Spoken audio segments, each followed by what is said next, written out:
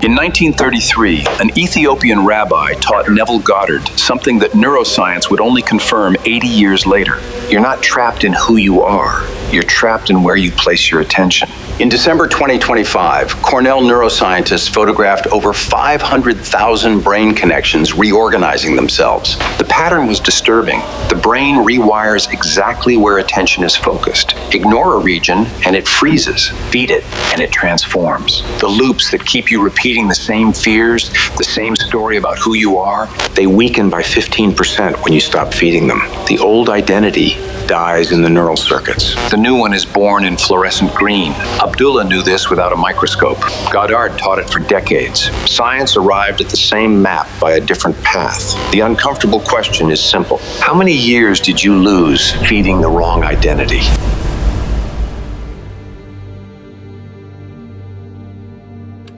In 1944, Neville Goddard, a man with no scientific training, published a 50-page book claiming that consciousness reshapes the physical structure of the brain. 80 years later, neuroscientists at Cornell are using advanced imaging to capture how the brain physically rewires itself, research that some interpret as echoing the process Goddard described. This is a problem no one wants to face. Neville Goddard was born in Barbados, came to New York to study theatre, and at 24 met Abdullah, an Ethiopian rabbi who walked the streets of Harlem as if carrying secrets too ancient for the modern world. Abdullah took Goddard as his student and for 5 years transmitted a complete system: Kabbalah, Hebrew, mystical interpretation of scripture, and something he simply called the law. The law was precise. Imagination is not fantasy. It's a literal creative force. What you sustain in your mind with sufficient feeling imprints itself on the structure of your being. The outer world is solidified consciousness. Change the consciousness, change the world. Abdullah demonstrated this brutally in 1933. Goddard wanted to visit his family in Barbados for Christmas, but had no money for passage. He mentioned this to Abdullah, expecting sympathy or practical advice. Abdullah replied, "You are in Barbados." Goddard protested. He was in New York, in the cold, without a cent, thousands of miles from the Caribbean. Abdullah closed the door in his face. Literally, he refused to discuss the reality Goddard insisted on seeing. In the following days, every time Goddard mentioned the lack of money or the impossibility of the trip, Abdullah repeated the same phrase and ended the conversation. There was no room for negotiation. The instruction was absolute. Live from the end. Sleep feeling the sway of the ship. Feel the Caribbean sun on your skin. Hear your family's voice welcoming you at the port.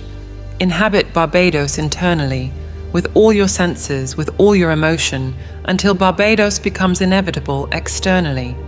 Don't visualize from the outside like watching a movie. Feel from inside, like someone already there. Goddard practiced. Night after night, he fell asleep in the sensation of already being home. Weeks later, a third-class ticket appeared in a way he could never rationally explain. He spent Christmas with his family. When he returned to New York and told Abdullah, the rabbi showed no surprise whatsoever. To him, the result was obvious from the moment Goddard started practicing correctly. The law works. It always has. The only variable is whether you apply it or not. Abdullah didn't teach theory. He taught verifiable mechanics, and he demanded verification. What he taught only makes sense when you see the Cornell images.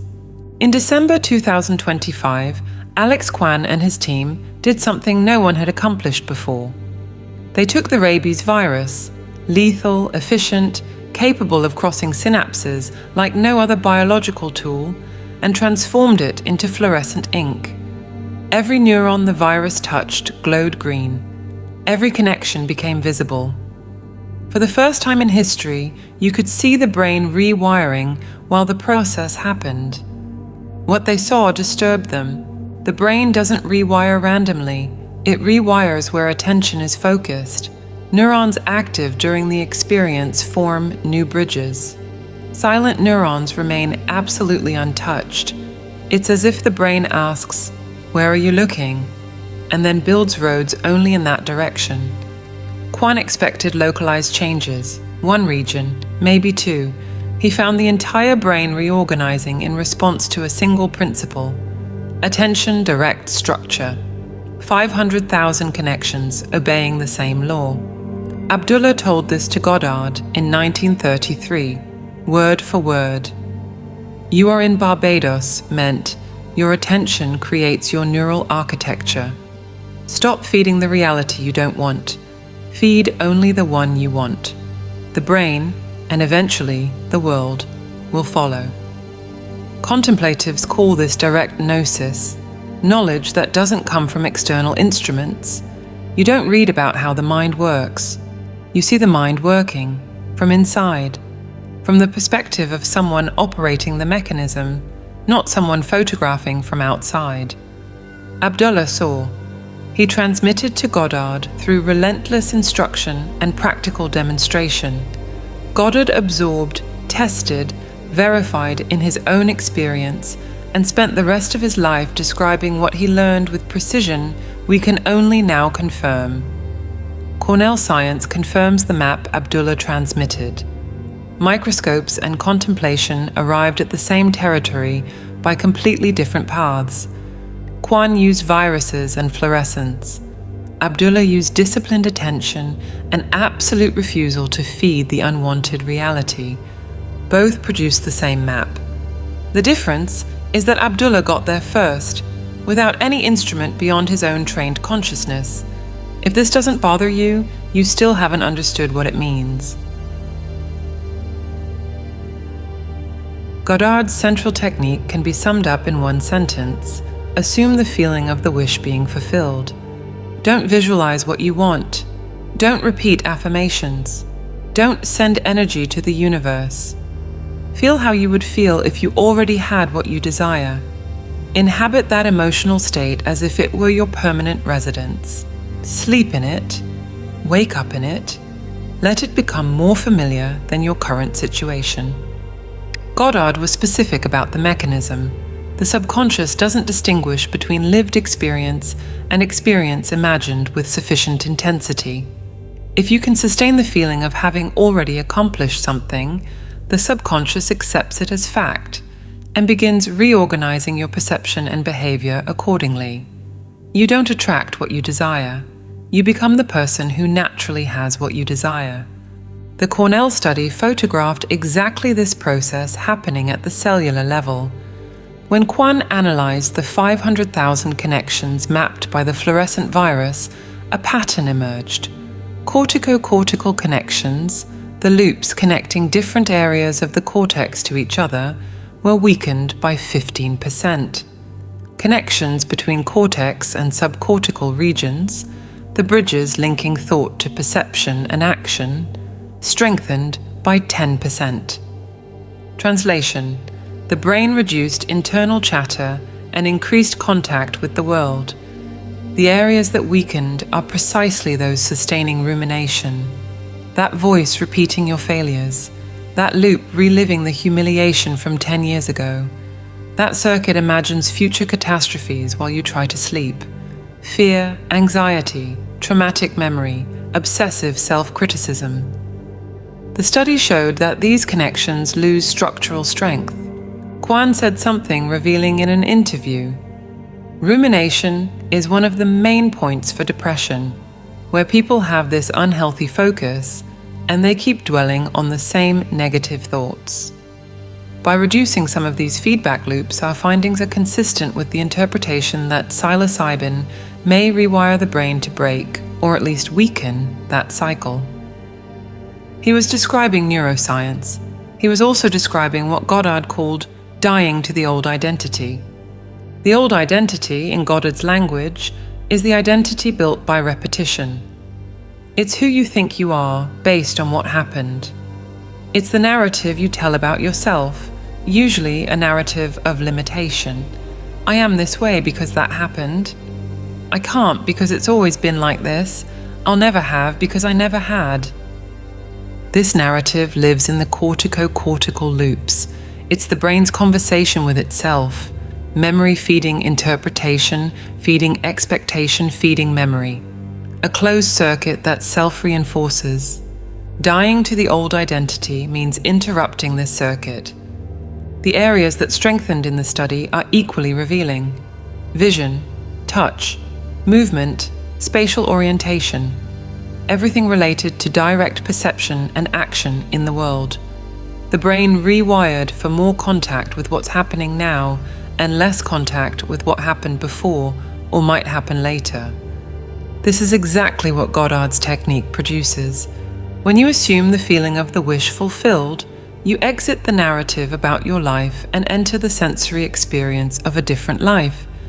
You don't think, it would be nice to have this. You feel what it's like to have it. The weight in your hands, the smell in the environment, the texture under your fingers, the landscape you would see from the window. You engage the same sensory circuits that would activate if the experience were physical. And the brain, unable to distinguish between vivid imagination and external reality, rewires accordingly. This strikes me every time I consider the implications. We build our identity through mental repetition.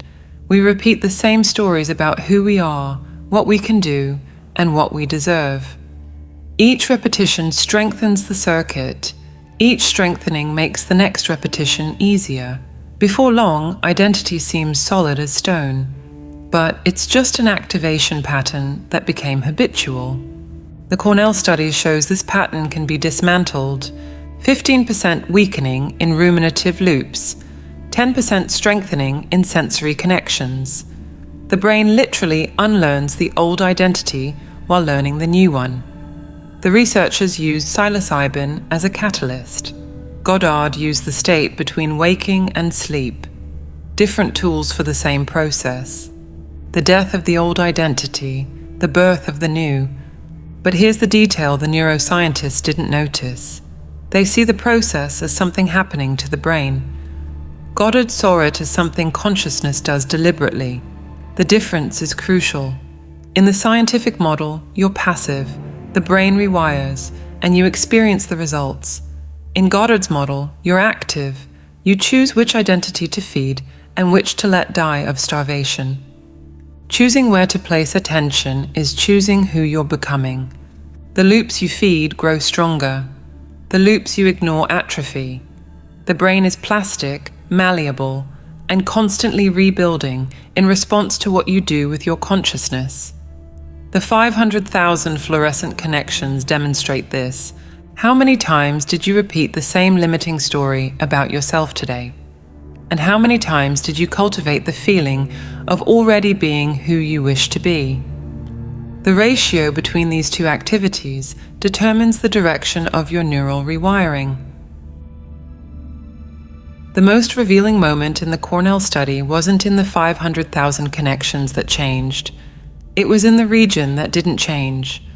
The researchers did something ingenious. During the psilocybin session, they chemically silenced a specific area of the brain. They inhibited neural activity in that region while the rest of the brain underwent the transformative experience. Afterward, when the fluorescent virus mapped the rewiring, something became immediately obvious. The silenced region didn't rewire, zero change, as if the experience had never happened there. All other areas, the ones that were active, participating, processing the experience, showed significant rewiring. New bridges, new patterns, new architecture. But the region that was chemically put to sleep remained exactly as it was before. This confirms something Goddard taught as fundamental law. You become what you pay attention to, not what you desire, not what you think is good, not what you plan for the future, what you actually place attention on, moment by moment, day after day. Where your consciousness is, there the rewiring happens. Where your consciousness isn't, nothing changes. Goddard called this the law of assumption. The reality you experience is determined by the state you assume. If you assume being poor, all your perceptions, interpretations, and actions organize around that assumption. If you assume being prosperous, the reorganization happens around this new assumption. The silencing experiment proves the mechanism. Attention isn't just psychological focus, it's a neural rewiring instruction. Every time you direct consciousness towards something, you're telling the brain, build here. Every time you withdraw consciousness from something, you're saying, leave this as is. The brain obeys. It doesn't question. It doesn't judge. It simply rewires where attention commands it to rewire. Quan was impressed by the precision of the process. The probability of this pattern, activity determining plasticity, occurring by chance, is only 0.006%. Less than one chance in 16,000. The brain isn't rewiring randomly. There's an organizing intelligence directing each new connection based on where consciousness is focused. Goddard taught a technique called revision that applies this principle directly to the past. The method is specific. Before sleep, you mentally revisit the day's events, but reimagine them as you would have liked them to happen. The difficult conversation ends in harmony. The failure transforms into success. The humiliation becomes recognition. The crucial detail: you don't watch the corrected scene from outside as a spectator. You relive it from inside as a participant. You feel the emotions of the revised version. You hear the words you would have liked to hear. You experience sensorially the different outcome. The revised scene needs to have the same vividness, or more, than the original memory. Goddard was emphatic. This isn't denying what happened. It's withdrawing emotional energy from the version that imprisons and transferring it to a version that liberates. You don't erase the file. You stop opening it repeatedly while opening another in its place. The Cornell study illuminates why this works. The hippocampus, the brain region responsible for consolidating memories, showed significant weakening of its connections during the expanded state. The same region that stores your past, that defines who you were, that keeps alive every hurt and every learned limitation. Its connections lost strength. When you practice revision, you're deliberately doing something similar. You withdraw attention from the original version of the memory. You place attention on the revised version. The ignored version weakens structurally. The fed version strengthens. You're not lying about the past. You're choosing which version of the past continues shaping your present. The past you carry isn't what happened. It's what you mentally repeated about what happened. Every time you relive a painful memory, you're reinforcing the neural connections sustaining it. Every time you tell the same victimization story, you're building wider roads to that destination. And every time you practice revision, reimagining the past with new meaning, you're diverting neural traffic to different routes. The silenced region in the Cornell experiment remained unchanged. No new connections, no growth, no transformation. What you ignore, you freeze. What you ignore, you preserve exactly as it is. What you feed with attention, you strengthen. What you feed with repeated attention, you make dominant. The question this raises is uncomfortable to answer honestly. In the last month, where did you place most of your attention? On who you want to become, or on who you fear remaining? The ratio between these two activities determines the direction of your neural rewiring. Goddard had a name for the exact moment when transformation happens, the state akin to sleep, SATS, as his students came to call it. It's not sleep. It's not full wakefulness. It's the threshold between the two, those minutes when you're lying down, relaxed, conscious, but with the mind loosening its grip. The body is heavy, thoughts floating, the boundary between you and the world is becoming less defined. Goddard taught that this is the moment of maximum receptivity. The conscious mind, with its judgments, its objections, its lists of why something is impossible, lowers its guard. The subconscious becomes exposed. And what you imprint on it during this state has disproportionate power to shape your experience. The instruction was precise. Lie down, relax completely. When you feel your body sinking and thoughts beginning to dissolve, bring to mind the scene that would represent your wish fulfilled. Don't visualize from outside like watching a movie. Enter the scene, feel it from within, see through your own eyes. Touch the surfaces, hear the sounds. Let the emotion of having already accomplished it saturate your body, and then fall asleep in that state. The scene should be short, a single moment implying the fulfillment, not the journey there, the moment after. As if it had already happened, you're reliving a memory from the future. It seems like a mystical technique. The Cornell study reveals it's a precise neurological intervention. Kwon documented that during expanded states of consciousness, something specific happens to the default mode network, the set of brain regions that activate when you're not focused on anything external. This network is responsible for mental wandering, for self-referential thought, for building and maintaining the narrative about who you are. During the experience, this network loses the dominant control it normally exerts. This means the internal voice, the one saying, "This will never work," "Who do you think you are?" "Remember what happened last time," becomes temporarily silenced. The habitual thought loops defining your identity lose strength. The mental space normally occupied with self-maintenance becomes available for other activities, like imprinting a new identity. Kwon expected to find localized changes. He was surprised by the phenomenon's scale. "This is really looking at brain-wide changes," he said. "That's a scale that we have not worked on before. A lot of times we're focusing on a small part of the neural circuit." The entire brain is participating in the transformation. Every region is responding to the same process, a systemic reorganization, not a local adjustment. The Hermeticists taught something like this 3,000 years before neuroscience existed. The principle of mentalism, the first of the 7 Hermetic principles, establishes that the all is mind. The reality we experience is mental in its fundamental nature. Consciousness is not a byproduct of matter. Matter is an expression of consciousness. What appears as the solid physical world is, at the most basic level, a sustained mental pattern. This sounds abstract until you see neurons literally reorganizing in response to states of consciousness. The Cornell study photographed what the Hermeticists described philosophically. The mind isn't just inside the brain, the mind is shaping the brain. Every sustained thought is a construction instruction. Every maintained emotional state is a rewiring command. The physical structure of the organ you use to think is constantly being sculpted by the very act of thinking.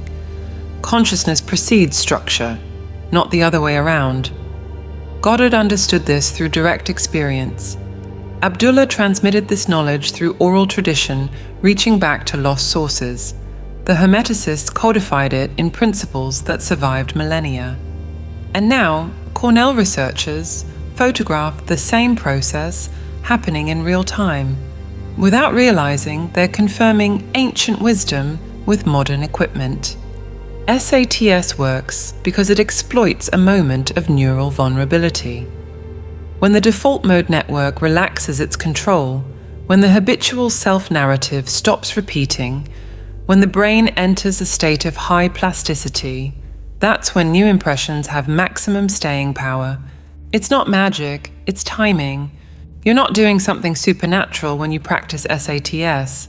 You're taking advantage of a neurological window of opportunity that exists every night, just before sleep. Most people pass through this window thinking about the day's problems, reliving frustrations, rehearsing future worries. They imprint more of the same.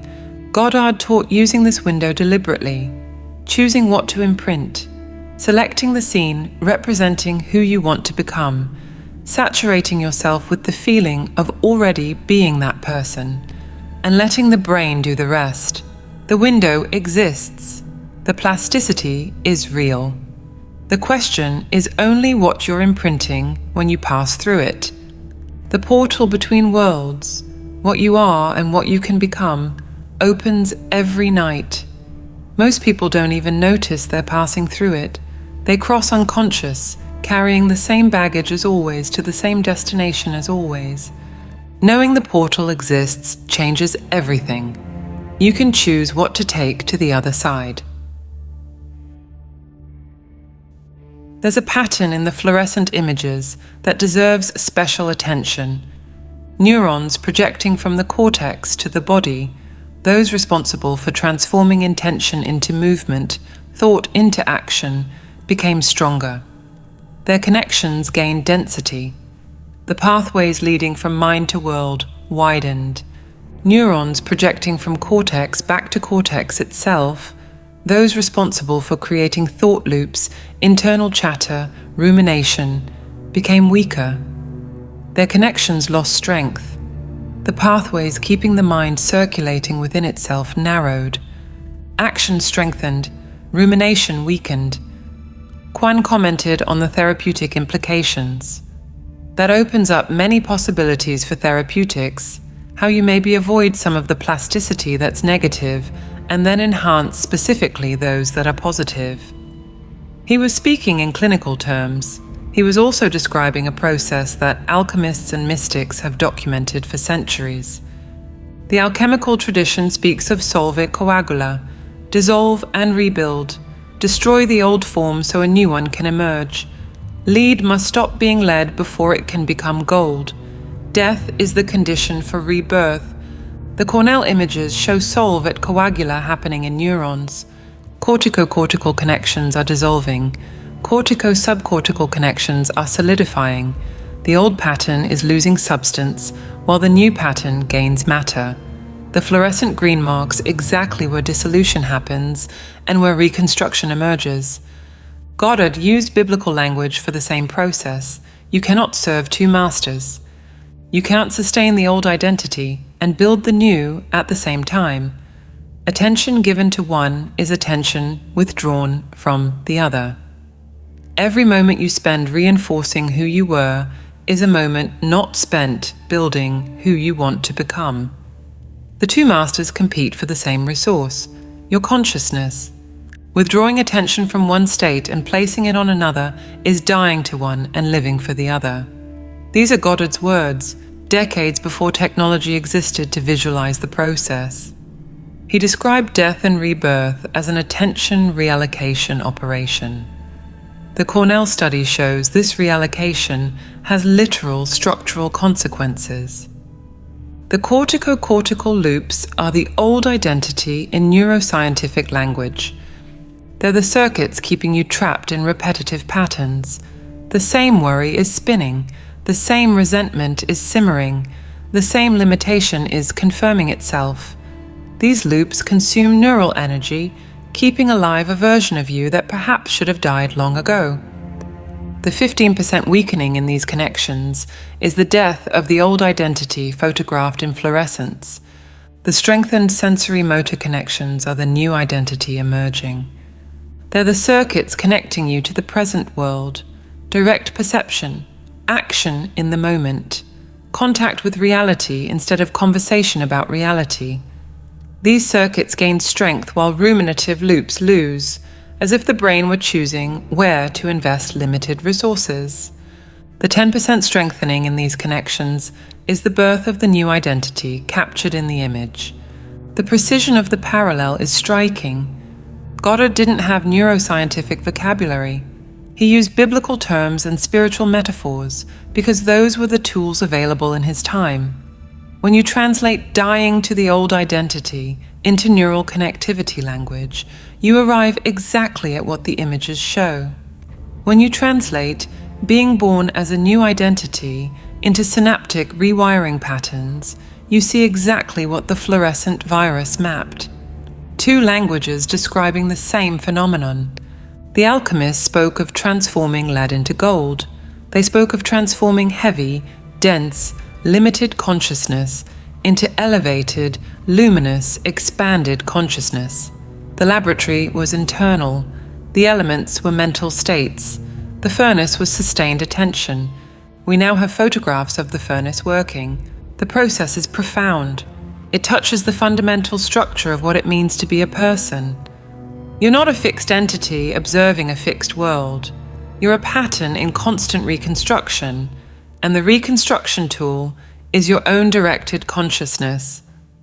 Every time you choose where to place attention, you're participating in neural alchemy. You're deciding which connections to feed and which to let atrophy. You're voting on which version of yourself gains substance and which dissolves. The mystics called this the great work. Neuroscientists call it activity-dependent plasticity. The names change. The process remains. The question that remains is personal. Which identity are you feeding? The old one, with its loops of limitation and rumination, or the new one, with its direct connection to the world and capacity for action? Both are competing right now inside your skull for the most precious resource you possess. You cannot serve both. The choice, conscious or not, is being made with every moment of attention. Quan said something that sums up the entire discovery. With psilocybin, it's like adding roads to the brain, but we didn't know where they were going. Now we can map every connection. For the first time, science has a complete blueprint of how a transformative experience rewires the human brain. Every synapse is mapped. Every pattern of strengthening and weakening is documented. Every organizing principle is identified. The map is complete. What Quan may not realize is that this blueprint already existed. Goddard mapped the same territory 80 years earlier, through states where consciousness observes its own functioning. Abdullah transmitted this knowledge to him. Abdullah received it from sources lost in ancient traditions. The lineage extends backward in time until reaching contemplatives who developed internal transformation technologies millennia before microscopes existed. We call this mysticism. Perhaps the more accurate name is contemplative neuroscience. The Cornell study confirms that by manipulating where attention is during an experience, you can control exactly how the brain rewires. The researchers demonstrated this by silencing specific regions. They showed that activity determines plasticity with 99.994% statistical precision. The margin of error is nearly non-existent. Goddard already taught the same technique, through conscious direction of attention. Imagination, he said, serves as a bridge between the internal and external world. When you imagine vividly, with feeling, from within the desired experience, you're building that bridge. You're directing attention to where you want the rewiring to happen. You're using consciousness as a neural sculpting tool. Every session of vivid imagination is a session of brain rewiring. The difference between Goddard and the Cornell researchers is only the access tool. Quan uses psilocybin to induce the high plasticity state. Goddard used SATs, that threshold between waking and sleep where the conscious mind relaxes its control. Both access the same window of neural malleability. Both exploit the same moment when the brain is receptive to new impressions. The window is the same. The keys are different. Psilocybin forces the door. Contemplation learns to pick the lock. The mystics developed methods for observing the process from within. They refined these methods across generations.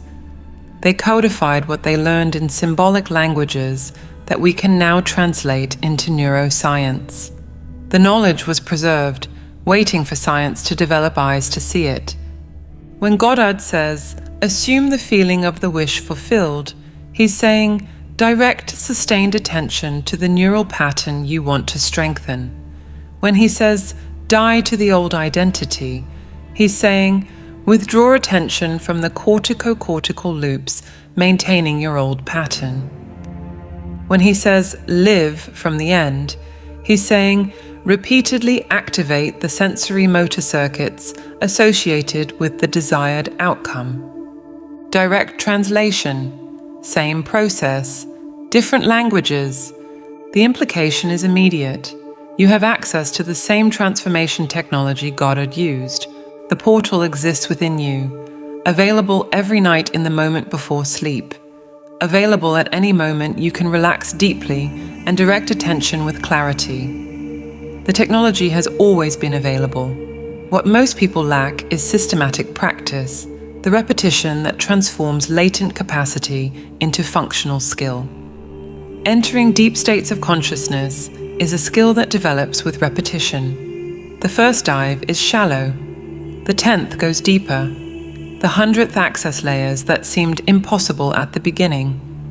Depth increases with practice. The mystics always knew this. Science is confirming it. You are the laboratory.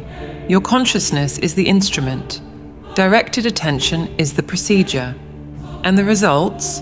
Neural rewiring, dissolution of old patterns, construction of new identity, are available to anyone willing to practice with consistency. Goddard spent his life teaching the method. Abdullah spent 5 years transmitting it to him. Contemplatives of all traditions developed practices accessing this same plasticity window. The information is available, the path is mapped, the decision to walk it is yours. We've developed audio tools designed specifically to facilitate this access. Frequencies that help the brain enter the receptivity state Goddard called SATS, guides that direct attention to where it needs to be during the plasticity window, structures that transform occasional practice into a systematic rewiring process. The bridge between who you are and who you can become exists. The only question is whether you'll cross it. To discover how to access these tools and begin your practice, click the link on the screen or in the comments. If this video resonated with you, write in the comments, "It made sense to me."